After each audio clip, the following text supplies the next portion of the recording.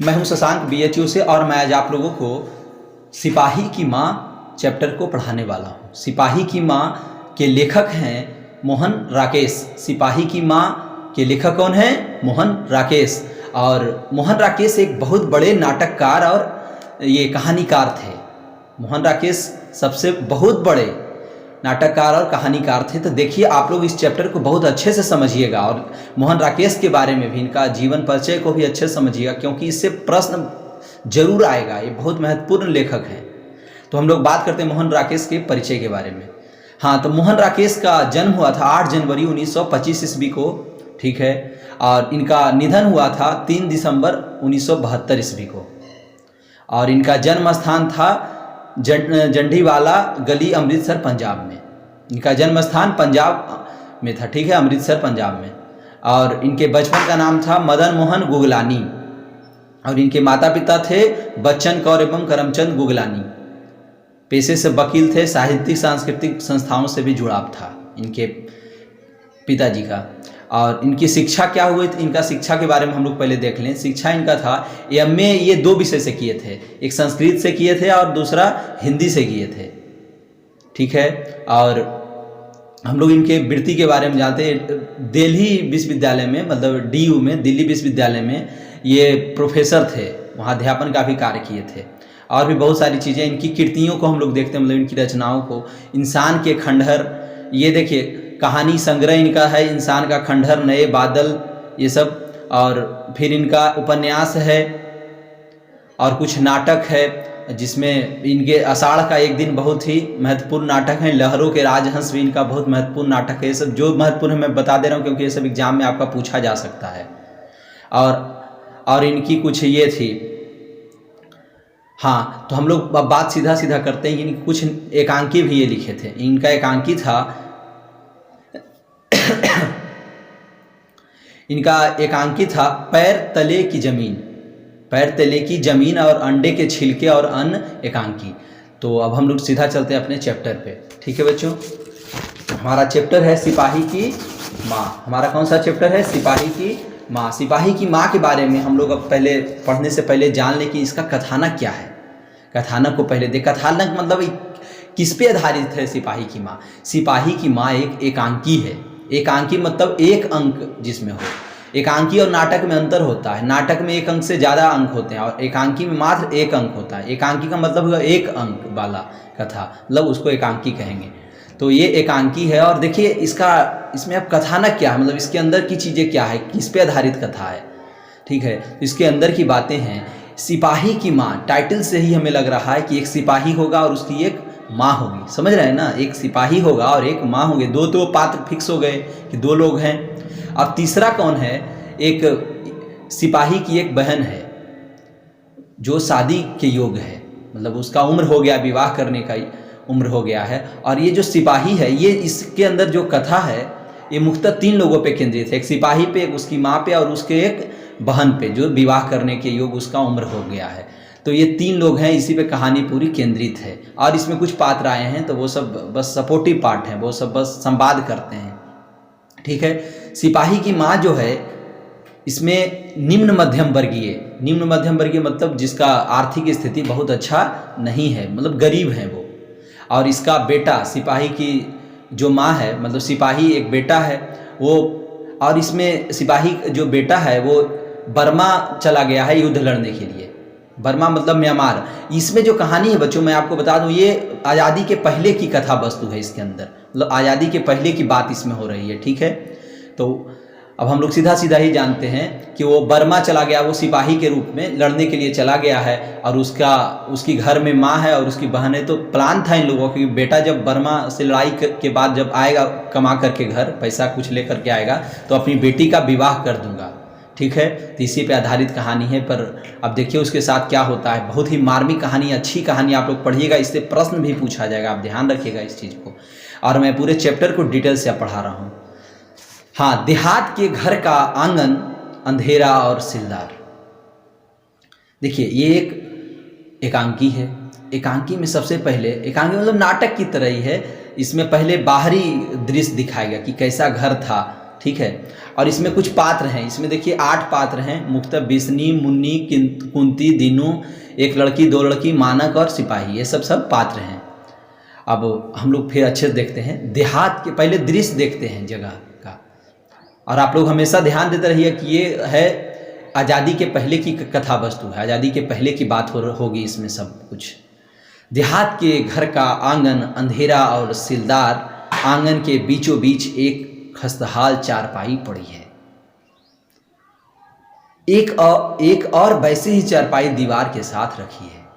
कहने का मतलब है बच्चों, देहात के घर का आंगन है अंधेरा और सिलदार। सिलदार मतलब जहाँ हमेशा नमी बनी रहती है, नमी मतलब जहाँ हमेशा थोड़ा बहुत एकदम ठंडापन मौसम होता है। आंगन के बीचों बीच एक बस खस्ता मतलब बुरी हालत में चारपाई पर, बुरी हालत मतलब फटी एकदम खियाई हुई ये चारपाई पड़ी है। एक और वैसी ही चारपाई दीवार के साथ रखी है। दाएं कोने में 2-3 मिट्टी की हड्डियाँ पड़ी है, और फिर दाएं कोने में 2-3 मिट्टी की हड्डियाँ पड़ी है। हड्डियाँ मतलब आप समझ ही रहे हैं, गहला। सामने एक लकड़ी का टूटा हुआ दरवाज़ा है जो घर के अंदर खुलता है। एक टूटा हुआ दरवाज़ा है जो घर के अंदर खुलता है। दरवाजे पर एक अंगोछा और चारपाई पर फटी हुई धोती सूख रही है। दरवाजे पर एक अंगोछा और चारपाई पे एक धोती सूख रही है। बाईं ओर बाहर जाने का रास्ता है जिसमें किवाड़ नहीं है। देखिए किवाड़ नहीं है और कपड़ा को हम मतलब यहाँ पे दरवाजे पे, चौकी पे, चारपाई पे सुखाया जा रहा है। इसका मतलब है कि उसके यहाँ नहीं ज़्यादा जगह है और स्थिति बहुत ख़राब है, गरीबी भरी हुई है उस घर में, समझ रहे हैं ना। पर्दा उठने पर बिस्नी चारपाई के पास मोढ़े पर बैठी चरखे पर सूत काटती दिखाई देती है। उसके चेहरे पर झुर्रियाँ पड़ी है। यहाँ पे देखिए कि बिस्नी आया है, पर्दा उठने पर मतलब पर्दा उठता है, नाटक है, एकांकी है, तो इसमें पर्दा उठेगा जरूर। आप लोग नाटक कहीं देखे ही होंगे। तो बिस्नी चारपाई के पास मोढ़े पर बैठी, मोढ़े मतलब समझ ही रहे हैं, मतलब बैठने का कोई सामान है, या तो वो खटिया होगा या तो वो पीढ़ा होगा, जिसको पीढ़ा कहते हैं, पर बैठी चरखे पर सूत काटती दिखाई देती है। उसके चेहरे पर झुर्रियाँ पड़ी हैं। झुर्रियाँ पड़ी मतलब उसकी माँ है। किसकी माँ? बिस्नी जो यहाँ पात्र आया है वो किसकी माँ है? सिपाही की माँ है। झुर्रियाँ पड़ी और बाल सब सफ़ेद हो चुके हैं। मुन्नी उसकी 14 वर्ष की लड़की है, मतलब बाल सफ़ेद हो गई उस बूढ़ी माँ की, जो सिपाही की माँ है, उनका नाम क्या है? बिस्नी। ये सब याद रखिएगा पात्र को, ये सब पूछा जाएगा आप। मुन्नी उसकी 14 वर्ष की लड़की है, मतलब कि सिपाही की जो बहन है मुन्नी है, जो 14 वर्ष की है, ठीक है। बाहर की चौखट से सटकर खड़ी है। उसके हरे रंग की सलवार कमीज बहुत मैली हो रही है, मतलब 14 वर्ष की लड़की है और गरीबी के कारण भी और थोड़ा सा लापरवाही के कारण भी उसका जो सलवार है, कपड़ा है, जो कमीज है पहनी हुई है, वो थोड़ा सा मैली लग रही, गंदी लग रही है। हाँ, कुछ क्षण चरखे की आवाज़ पर कबूतरों की गुटुर गूं सुनाई देती है, मतलब वो सूत काट रही है। आज़ादी के पहले आप जानते ही हम महात्मा गांधी सबको चरखे का ये बता रहे थे, पाठ पढ़ाते थे कि आप लोग घर में ही चरखा से सूत काटिए और हम लोग को दीजिए, आपका भी आर्थिक स्थिति कुछ सही होगा और हम लोग अपने देश की सामानों का यूज करेंगे, मतलब कपड़ा लत्ता अपने देश का ही पहनेंगे, विदेशियों का क्यों पहनेंगे। तो आप समझ ही रहे हैं, आज़ादी के पहले की कहानी में कह ही दिया हो रहा है। हाँ, तो बीच बीच में बिस्नी थोड़ा सांस लेती है। बिस्नी मतलब सिपाही की माँ, सांस लेती हैं, खांस लेती हैं। खांस लेने मतलब थोड़ा सा, मतलब वो एक उम्र के बाद मतलब होता है ना, वृद्धावस्था में थोड़ा सा बीमारी हो जाता है गले उले का, खांसना, सर्दी, ये सब। फिर घोड़ा गाड़ी के दूर से आने और रुकने का शब्द सुनाई देता, मतलब बाहरी माहौल है कि बाहर में कोई घोड़ा गाड़ी, उस समय घोड़ा गाड़ी ज़्यादा चलता था, तो वो दूर से आने का और रुकने का शब्द सुनाई देता है। मुन्नी पीछे की ओर मुड़कर उत्तेजित स्वर से, डाक वाली गाड़ी आ गई माँ, मैं अभी चिट्ठी पूछ कर आती हूँ। देखिए नाटक है, ठीक है, नाटक में थोड़ा सा समय लगेगा बच्चों, मैं आपको बता दूँ, इसमें समय लगना जरूरी है, लाजमी है। क्यों समय लगेगा कि इसको मैं आपको बेहतरीन ढंग से पढ़ाना चाहता हूँ। क्यों बेहतरीन ढंग से पढ़ाना चाहता हूँ? तो इसमें समय लगेगा, आपको समझाऊंगा, ऐसा लगेगा कि आप पूरी एकदम एक मूवी देख रहे हैं, आप सही में हमारे साथ एक ड्रामा देख रहे हैं। इसलिए थोड़ा सा इसमें मैं समय जरूर लूँगा, पर आपको क्लियर कर दूंगा। ये आपके लिए समय ले रहा हूँ, ऐसे तो मैं पढ़ूंगा तो 15-20 मिनट में समाप्त हो जाएगा। देखिए 12 पेज की एकांकी है, तो इसमें थोड़ा सा समय ज़्यादा लग जाएगा, समझ गए। आप लोग थोड़ा सा झेल लीजिए हमको, आप अपने लिए झेलिएगा। हमको अगर अपने पढ़ाना होता तो 15 मिनट में मैं इसे समाप्त कर देता, पर आपको समझाना चाहता हूँ। यूट्यूब पे ऐसे वीडियो पड़े हुए हैं कि जो आप देखिएगा तो आप बहुत कम समय में समझ सकते हैं उसको, पर अच्छे से नहीं वो समझाते हैं ना, क्योंकि आपको ऑब्जेक्टिव और सब्जेक्टिव व पात्र का नाम यहाँ से पूछने वाला, इसलिए मैं आपके लिए पढ़ा रहा हूँ अच्छे से। पीछे की ओर मुड़कर उत्तेजित स्वर से बोलती है, डाक वाली गाड़ी आ गई माँ, मैं अभी चिट्ठी पूछ कर आता हूँ। देखिए उस घर में क्या है, एक आशा बंधा हुआ कि भाई कहाँ है, सिपाही है, वो बर्मा लड़ने के लिए गया है। बर्मा मतलब म्यांमार, जो पहले भारत में ही था आज़ादी के पहले, आज़ादी के बाद वो अलग हुआ है, तो वहाँ लड़ने के लिए गया था। तो वहाँ से कुछ पत्र आता है, अरे फौजियों का पत्र आता है ना, तो वही बात हो रही है। मुन्नी बाहर चली जाती है, बिस्नी आंखें मूंद कर हाथ जोड़ देती है। कबूतरों की गुटुरगू का स्वर पहले तेज होकर मंद हो जाता है। बिस्नी आंखें खोलकर दरवाजे की ओर देखती है। मुन्नी निराश और थकी सी लौट कर आती है। मतलब वहाँ जब गई डाक वाले के पास तो वहाँ देखती है कि उसका भाई का चिट्ठी कुछ पत्र नहीं आया है, तो उसको थोड़ा उदासी हो जाता है मुन्नी को, उसकी बहन को, सिपाही की बहन को। फिर अब अगला है बिस्नी बोलती है, क्यों री, डाक वाली गाड़ी ही थी?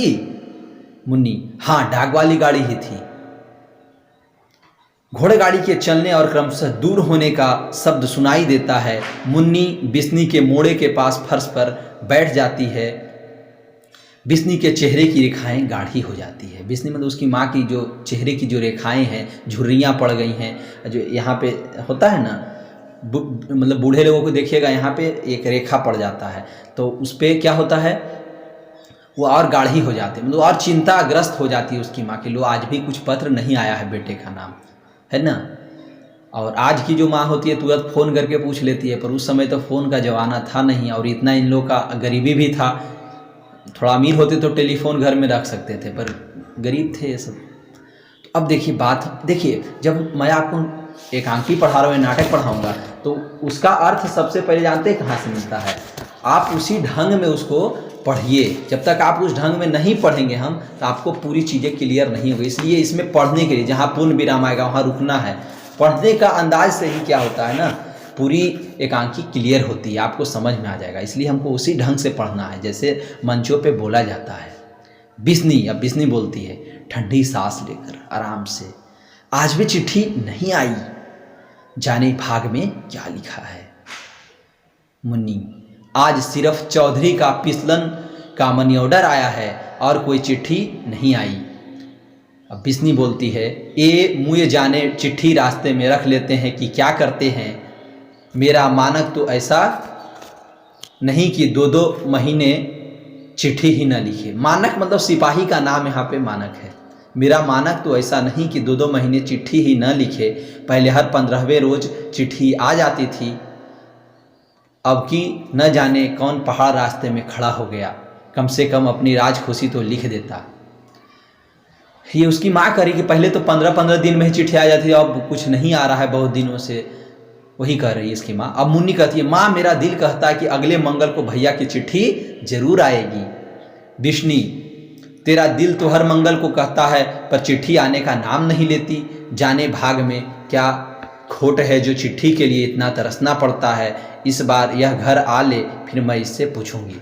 माँ कहती है कि पहले तो 15 दिन में आ जाता था, पर अब वो नहीं आ रहा है पत्र। अब इस बार अगर बेटा घर आएगा तो मैं उससे पूछूंगी कि क्यों नहीं लिखता है पत्र वत्र। मुन्नी, पिछले चिट्ठी में भैया ने लिखा था कि वे बर्मा की लड़ाई पर जा रहे हैं। माँ, शायद उन्हें लड़ाई में चिट्ठी लिखने की फुर्सत ही ना मिलती हो। देखिए सब अंदाजा अनुमान लगा रहे हैं, घर में होता है ना, लोग अनुमान लगाते हैं, तो ये अनुमान लगाया जा रहा है। बिस्नी, इतनी भी फुर्सत नहीं मिलती कि माँ को 4 हरफ लिख कर डाल दें। हरफ मतलब अक्षर, कि 4 हरफ लिख कर डाल दें। उसे यह नहीं पता कि मेरी चिट्ठी जाती है तो माँ के कलेजे में जान पड़ती है। माँ के कौन 2-4 हैं जिनके सहारे वह प्राण लेकर बैठी रहेगी। नदीदे को यह बात तो सोचनी चाहिए। नदीदे, समझ रहे हैं। नदीदे मतलब अंधा, वो अंधा को तो ये सब बात सोचना चाहिए कि माँ को इसी से क्या होता है, शांति मिलता है, पत्र आता है, तो उसको कम से कम इस तरह की चीज़ें लिख देना चाहिए था। मुन्नी बिस्नी के घुटने पर बाहें फैलाकर उन पर सिर रख देती है। मुन्नी तुम फिक्र क्यों करती हो माँ, देख लेना अगले मंगल को चिट्ठी जरूर आएगी। कुछ निस्तब्धता बिस्नी मुन्नी को घुटने से हटाकर फिर चरखा चलाने लगती है। मुन्नी उठकर सूखी हुई धोती को चारपाई से समेटने लगती है। मुन्नी धोती तह करते हुए बीच में रुककर, बर्मा यहाँ से कितना दूर होगा माँ, उसकी बेटी पूछती है। वो 14 साल की, उसको मालूम भी नहीं है कि बर्मा कहाँ है और भैया क्यों गए हैं, बस इतना मालूम है लड़ाई पे गए हैं। तो ये बिस्नी चौधरी कहता था कि कई सौ कोस दूर हैं, जाने चौधरी को भी पता है या नहीं, जब जो उसके मुंह में आता है कह देता है। चौधरी मतलब जो गांव के थोड़ा सा अच्छे, थोड़ा पढ़े लिखे लोग हैं, संपन्न लोग हैं, उसके बारे में कह रही हैं कि चौधरी तो कहे थे कि कई सौ कोस दूर है, मतलब बहुत दूर है। और फिर कहते हैं शायद लगता है चौधरी को भी नहीं मालूम है। चौधरी भी यह कहता है कि वहाँ गाड़ी मोटर नहीं जाती, पानी वाले जहाज में बैठकर वहाँ जाते हैं। विष्णु यह तो मानक भी कहता था कि कलकत्ते में बर्मा पानी वाले जहाज में बैठकर जाते हैं। मानक कलकत्ते के समुद्र में पानी वाले जहाज देखकर आया था।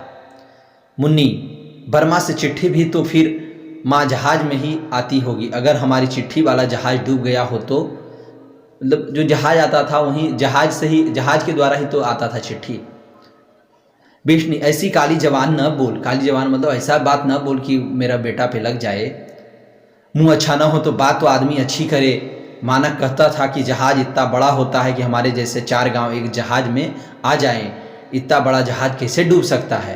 तब अपनी जब मानक मतलब वो सिपाही घर आता था तो वो कहता था अपनी माँ को, माँ जहाज बहुत बड़ा होता है, उसमें समझिए 4-5 गांव के जैसा बड़ा जहाज होता है। तो ही माँ याद कर रही है। मुन्नी संकोच के साथ, माँ पता नहीं सच है या झूठ, पर चौधरी कहता था कि हर रोज कोई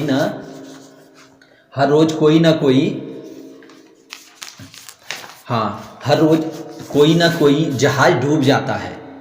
विष्णु चौधरी एक लड़ाई में क्या हो आया है, दुनिया भर की सारी अकल उसके पेट में आ गई है। वह यहाँ बैठा और सब कुछ जानता, अपनी तिरिया के चरित्र का पता नहीं, जहाज डूबने का पता है। तिरिया मतलब स्त्री, तो ही कर रही है उसकी माँ कि चौधरी को अपनी पत्नी की चरित्र, तिरिया मने पत्नी मतलब स्त्री, तो अपनी पत्नी के चरित्र का तो पता नहीं, जहाज डूबने का पता है। क्या क्या बोलता है वो, एक बार हो करके नहीं आ गया है मतलब उधर कि इतना बड़ा बात बोलता है। मुनि धोती तक करके अंदर ले जाते, बाहर से पड़ोसिन कुंती आंगन में आती। देखिए एक कुंती है यहाँ पे, कुंती उसकी पड़ोसिन है, मतलब चाची बाची लगती होंगी। अधेड़ होने पर भी उसके चेहरे पर स्वास्थ्य की लाली झलकती है। मतलब जो कुंती है, मतलब यहाँ पे समझिएगा कुंती एक अच्छे घर की है। मतलब अधेड़ मतलब उसका भी 40-45 साल उम्र हो रहा है, फिर भी उसके चेहरे पे एक लाली झलकती है, एक अच्छी, मतलब लाली, चेहरे पे लाली झलकने का मतलब है कि वो एक अच्छे घर की, अच्छा खाती पीती पहनती है, तो उसके चेहरे पे एक अच्छा सा है बना हुआ आवरण है। कुंती विष्णुदेई आज भी कोई चिट्ठी नहीं आई। विष्णु हाँ आ कुंती, चरखा पुनी अलग हटा देती है। कुंती उसके नज़दीक चारपाई पर आ बैठती है। कुंती कहते हैं आजकल बर्मा में बड़े जोर की लड़ाई हो रही है। विष्णु यहाँ से कौन बर्मा होकर आया है, लड़ाई का हाल वहाँ बालों को पता है कि यहाँ बालों को पता है। चौधरी रोज घर बैठा खबरें गढ़ता रहता है, मानक आएगा तो पता चलेगा कि यह कितना विद्वान है। आज यह जो जी में आए कह ले सब सच है। कुंती बेचारा जल्दी घर वापस आ जाए और आकर बहन के हाथ पीले करे। बहन के हाथ पीले करे का मतलब बहन का विवाह करे। कुंती करे कि बेचारा जल्दी घर आ जाएगा तो कुछ पैसा उसके पास हो जाएगा तो वो जल्दी से बहन का विवाह कर देगा। सब सहेलियां तो एक एक करके चली गई, धनो भी बैसाख में चली जाएगी, बस 2 महीने में ही सब कुछ करना धरना है। ये सारा शहर ढूंढ आए हैं, कहीं 10 गज मलमल नहीं मिली, सब चीज़ें जैसे विलायत चली गई है। तूने अभी इसके लिए कोई वर्ग घर नहीं देखा? अपनी उसकी मुन्नी के लिए कर रहे हैं, सिपाही की बहन के लिए कर रही है ये कुंती जो उसकी पड़ोसी ने, कि तू अपनी बेटी के लिए कुछ घर वर नहीं देखा? कहीं मतलब बरतुहारी सब नहीं किया कि कुछ लड़का उड़का मिला है इसके लिए? विष्णु वह घर देखकर ही क्या करना है कुंती, मानक आए तो कुछ हो भी। तुझे पता ही है आजकल लोगों के हाथ कितने बढ़े हुए हैं, मतलब अब हम क्या घर भर देखें, बेटा आएगा तो ही देखेगा। और आजकल का जो डिमांड है दहेज वहेज का, तुम्हें मालूम ही है। अपनी पड़ोसी को कह रही है कुंती को, कुंती पर तू देख 14 की तो हो गई है, अब घर में रहकर और कितनी बड़ी करेगी।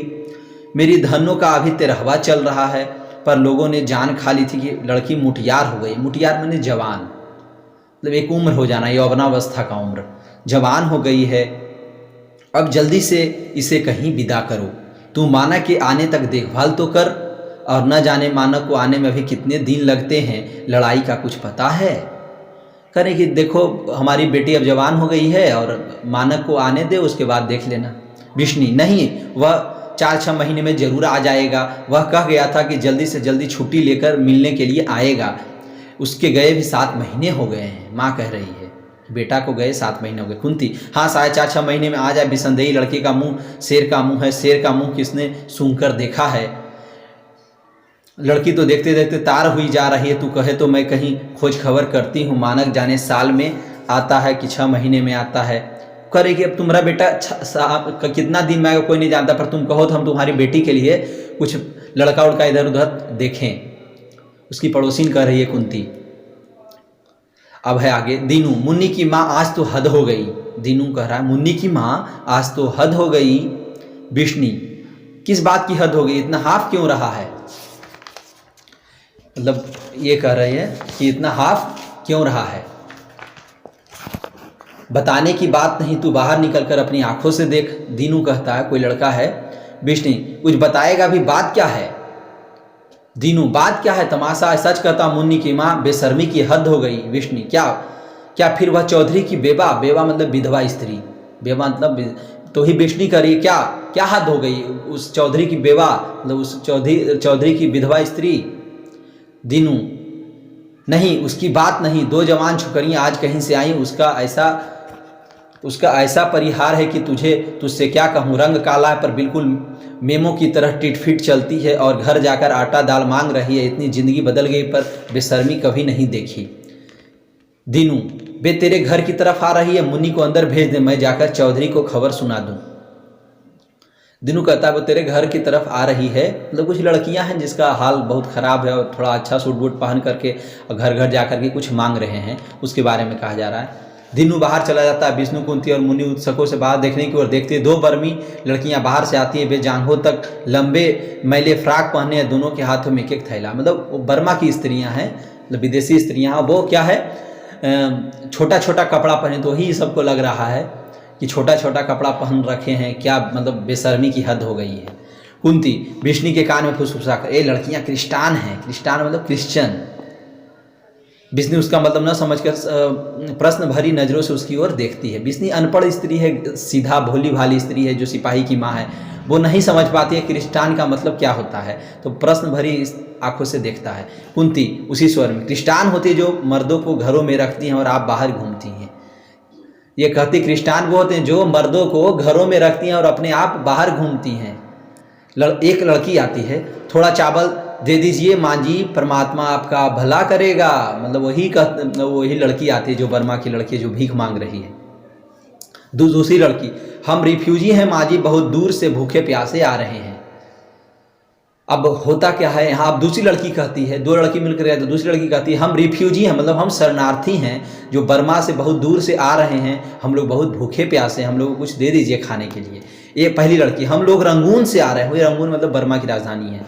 हम लोग रंगून से आ रहे हैं, हजारों लोग वहाँ से घर बार छोड़कर चले आए हैं। हम एक घर की 10 औरतें यहाँ से 3 मील दूर एक पुरानी धर्मशाला में पड़ी। हमारा 2 भाई रास्ते में मारे गए हैं, थोड़ा चावल दाल दे दीजिए माँ जी, आपकी जान की दुआ। मतलब इसके 2 भाई, बर्मा में जो लड़ाई हो रहा था उस समय तो वहीं गए थे सब सिपाही लोग, तो वहीं से स्त्री आई थी, दोनों लड़की तो वही करी कि हमारा भाई बर्मा में मारा गया, वहीं से हम लोग भाग करके आए हैं, हमारा घर उजड़ गया है, तो हम लोग कुछ खाने पीने के लिए दे दीजिए, और वहीं एक धर्मशाला में हम लोग रह रहे हैं। कुंती विष्णु के कान के पास, ये लड़कियां क्रिस्टान नहीं हैं, इनके लक्षण अच्छे नज़र नहीं आते। विष्णु लड़कियों के चेहरे पर दृष्टि जमाए हुए हैं।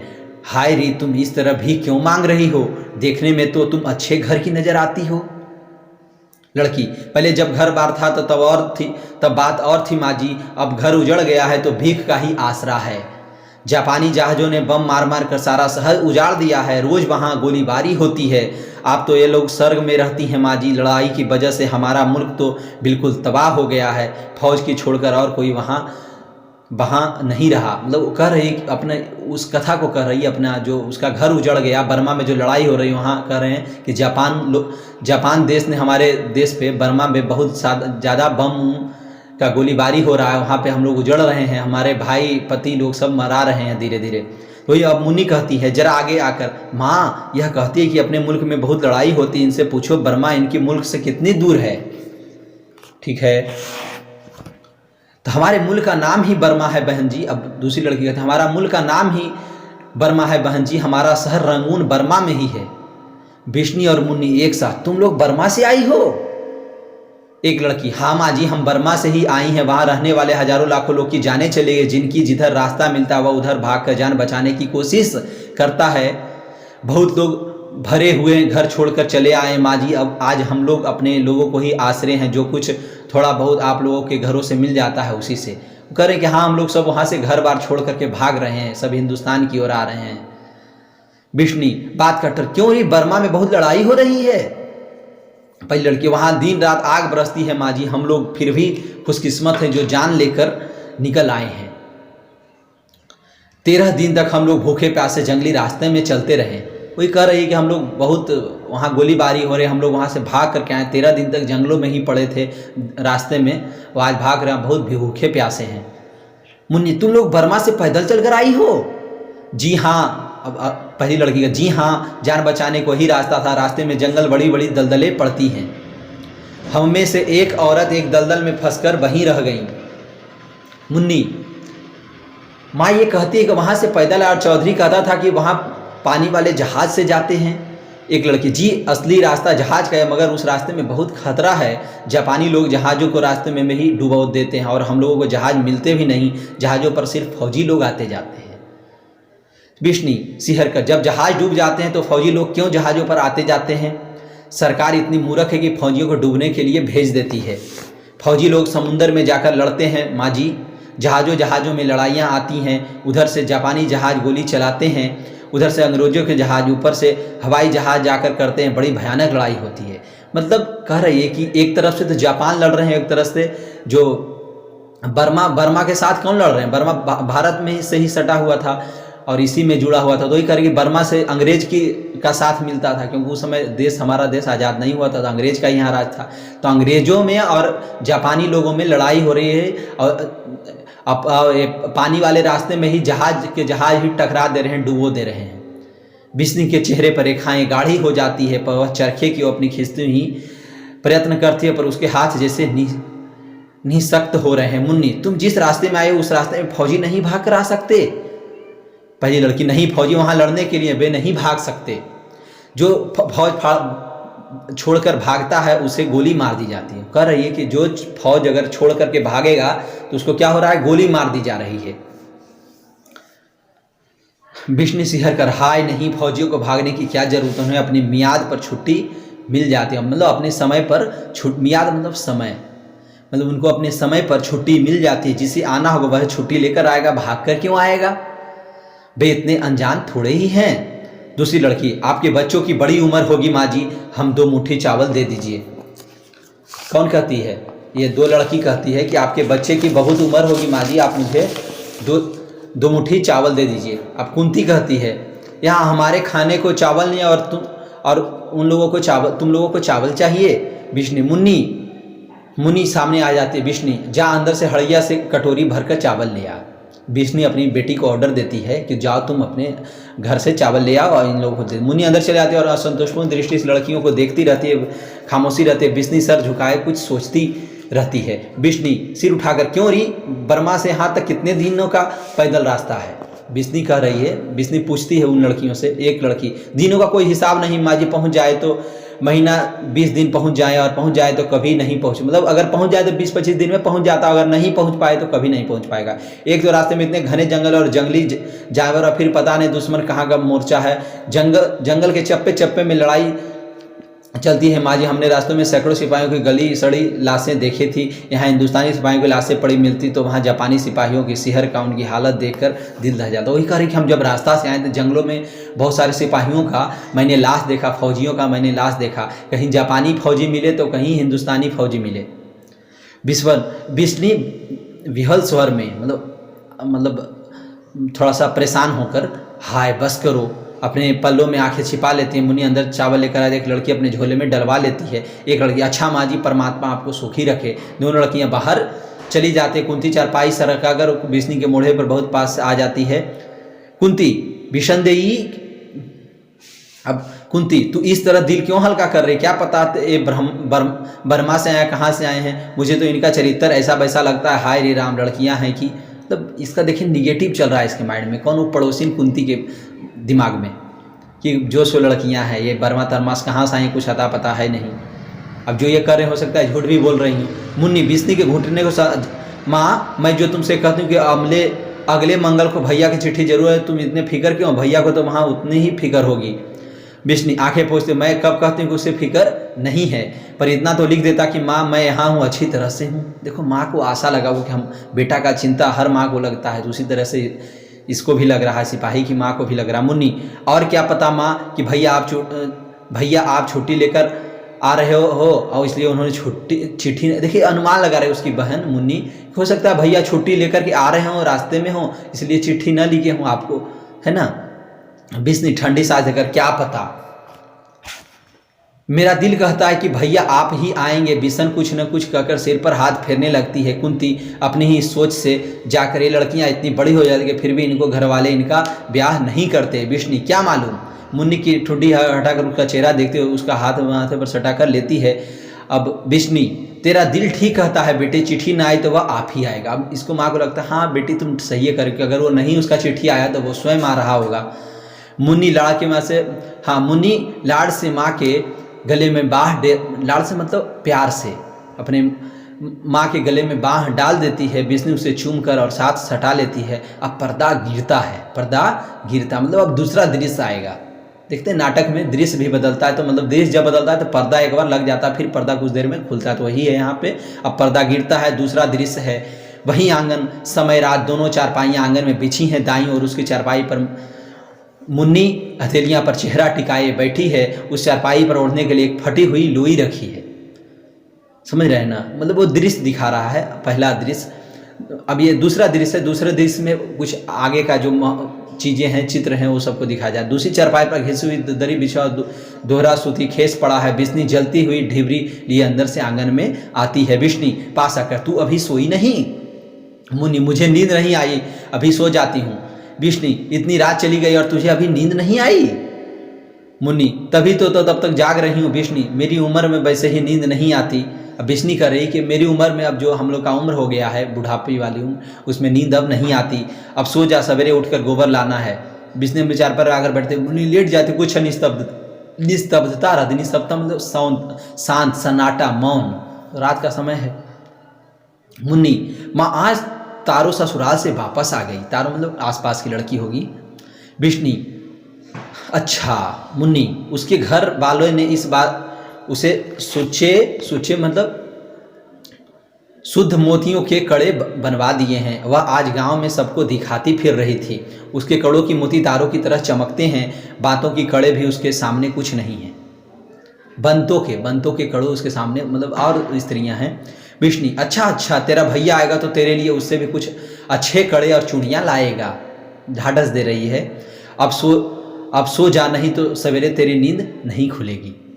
अपनी बेटी को समझा रही है। हाँ तो अब बातें हैं आगे। हाँ तो अब बातें हैं, यहाँ पे कुछ बातें हैं, उसको आप लोग देख लीजिएगा, पढ़ लीजिएगा। अब बिस्नी, अब अगला जो बात बोलते हैं, मानक इधर इधर देख करके कुछ ऐसा सब सुनाई जैसे दूर आंधी चल रही हो। घबरा के हुए मानक, बाहर से एक आहत व्यक्ति की आवाज़ सुनाई देती है। माँ। बिस्नी चारपाई से उठ पड़ती है अस्तव्यस्त भाव से। तो तू सचमुच ही मानक है? कहाँ है बेटा? सुनसान में झिल्लियों के बोलने का काम सब सुनाई दे और फिर जैसे भागता हुआ बिस्नी अस्त व्यस्त भावों से चारों ओर दिखती रहती है। फौजी लिबास पहने एक घायल युवक डगमगाता सा बाहर से आकर बिस्नी के पैरों के पास गिर जाता है। बिस्नी तड़प कर उसके पास ज़मीन पर बैठ जाती है। मानक उसका सिर गोदी से लेप कर आवेश भर उससे झुक जाती है। मानक कठिनता से सिर उठाता है। मानक कहता है, माँ। बिस्नी उसका सिर हाथों में लेकर बेहोश, तू ऐसा क्यों रो रहा है बेटा, क्या हुआ तुझे? मानक, मैं घायल हूँ माँ, मुझे बहुत गोलियां लगी हैं और दुश्मन अभी मेरे पीछे लगा हुआ है। बिस्नी, दुश्मन? कौन दुश्मन तेरे पीछे लगा हुआ है? तेरा कौन दुश्मन है? अब देखिए, मानक सीधे होने की चेष्टा करता पर सफल नहीं हो पाता। मानक वह उस अब देखिए यहाँ जो मानक उसका बेटा है, जो सिपाही है, वो घायल होते हुए इधर उधर से हाँफते फानते अपना घर आया है। रात के समय में अपना दरवाज़ा खुलवाता है। माँ उसको देखती है और बेटा वो सिपाही घायल है, तो ही कहता कि आज भी हमें वो सब दुश्मन पीछा कर रहे हैं माँ। तो मानक वो सिपाही है, वह उसे मान को अपने गोली मारी थी मगर वह मरा नहीं, वह जिंदा है। वह मेरे पीछे लगा हुआ है, वह मुझे मारना चाहता है। उसने मेरा सारा शरीर जख्मी कर दिया है। मैं दौड़ता हूँ तो वह मेरे पीछे दौड़ता है, मैं रेंगता हूँ तो वह पीछे रेंगता है। वह मुझे नहीं छोड़ेगा, वह बड़ा खतरनाक है। पानी। बिस्नी, तू उठकर चारपाई पर लेट जा, मैं तेरे लिए दूध गर्म करती हूँ। मानक, दूध नहीं पीना और यहीं, अब वह यहाँ आ जाएगा, जल्दी उधर देख, अंधेरे में वह आ तो नहीं रहा। बिस्नी बेहद होता मैं बाहर देखती है। बिस्नी, नहीं बेटे, कोई नहीं है, तू यूं ही घबरा रहा है। उठ, आराम से चारपाई पर लेट जा। नहीं, पानी लाओ, पानी पिलाओ। मतलब उसको डर लग रहा कि कहीं कोई आ रहा, तो ही माँ कहती है कि नहीं बेटा, कोई नहीं आ रहा, तुम बेवजह घबरा रहे हो। बिस्नी पल भर असमंजस में रहकर उसे छोड़कर खड़ी होती है और अंदर चली जाती है। 2 क्षण बाद वह पीतल के गिलास में पानी लेकर बाहर आती है। उसका हाथ काँप रहे हैं ना, बेटा का स्थिति देख रही है तो उसका हाथ काँपती है माँ का। बिस्नी, यह ले बेटे पानी, आराम से पीना, छोटा छोटा घूंट करके।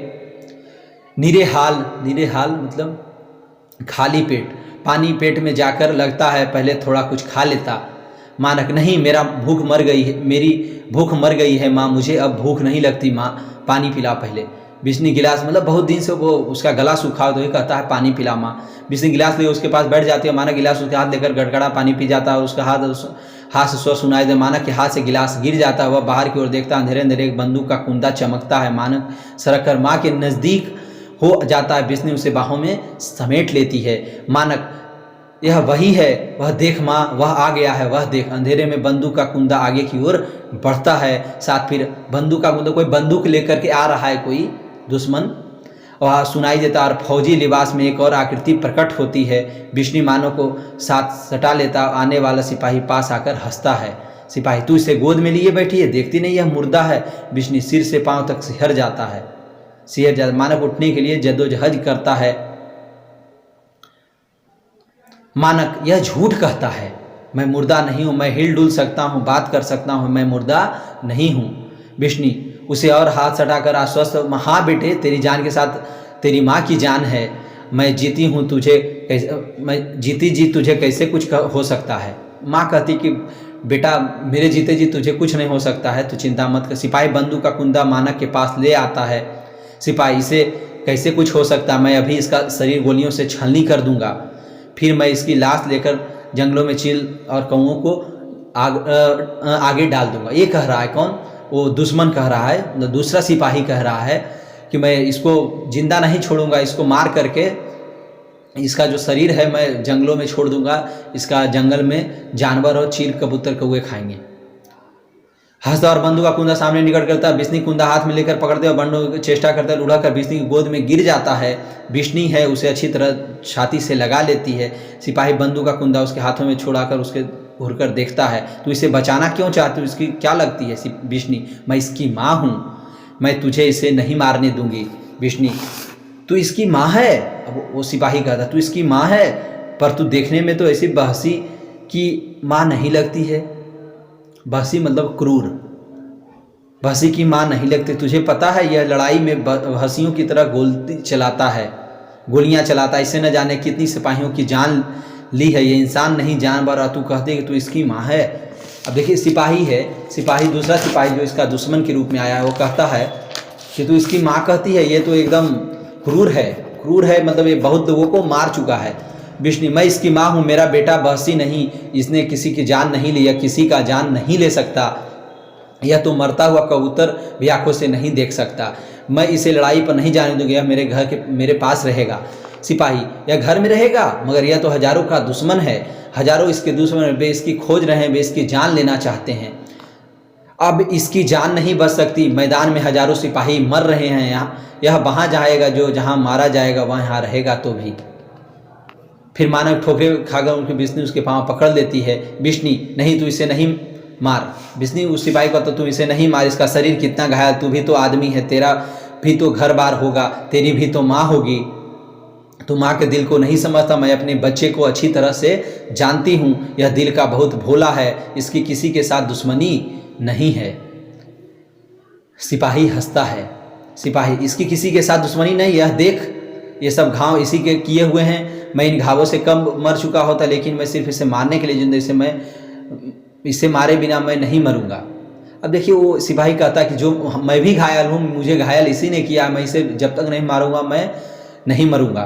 तू बिस्नी, तू बात क्यों नहीं समझता, मैं इसकी माँ हूँ, मैं इसे अच्छी तरह जान दूँ, या किसी दुश्मनी से लड़ाई में नहीं गया, मैंने इसने लड़ाई में भेजा था, इसकी बहन अब ब्याहने जोग हो गई है, 6 महीने साल भर में इसका ब्याह कराना है, घर की हालत बहुत ख़राब है, घर की हालत बहुत ख़राब। अगर लड़की के ब्याह की चिंता न होती तो हम लोग आधा पेट खाकर रह लेते, पर मैं कभी से लड़ाई पर नहीं भेजती।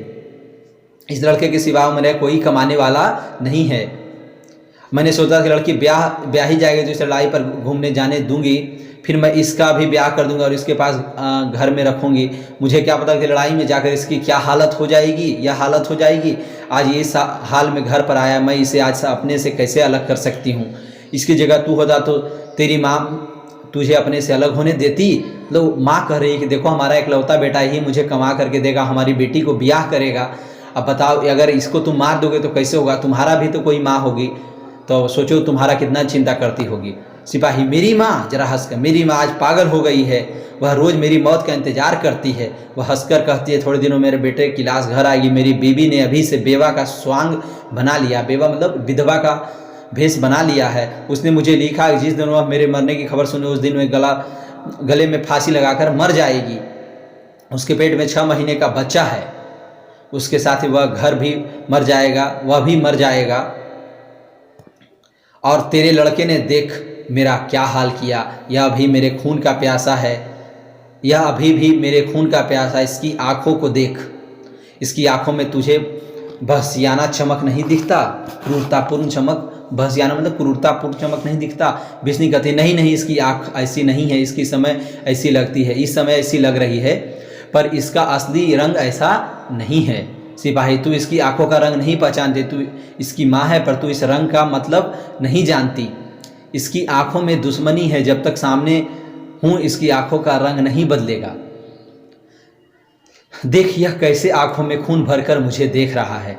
मानक सहसा अपने को झपटकर उठकर खड़ा होता, वह सिपाही का गला दबाने के लिए उस पर झपटना चाहता। सिपाही बंदूक से कुंदा फिर तान देता है।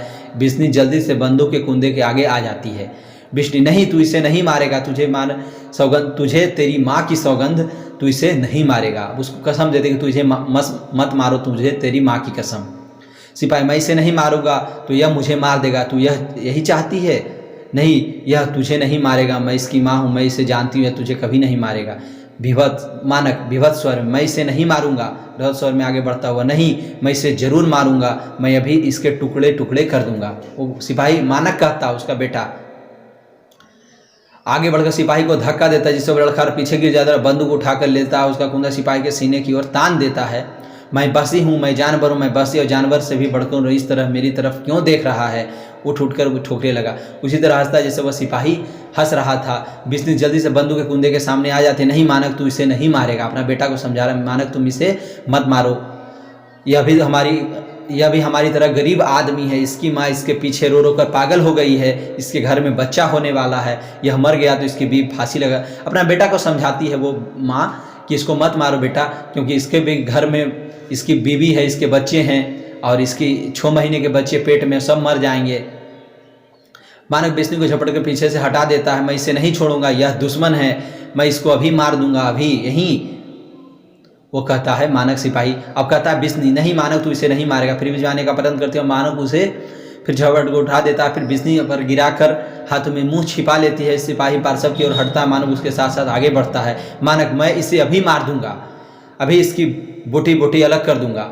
मानक उसका बेटा कहता है सिपाही और मानक की कृतियाँ धीरे धीरे पासर में जाकर विलीन हो जाती है। बिश्नी हाथों में मुंह छिपाए चिल्ला उठती है, बिश्नी मानक मानक।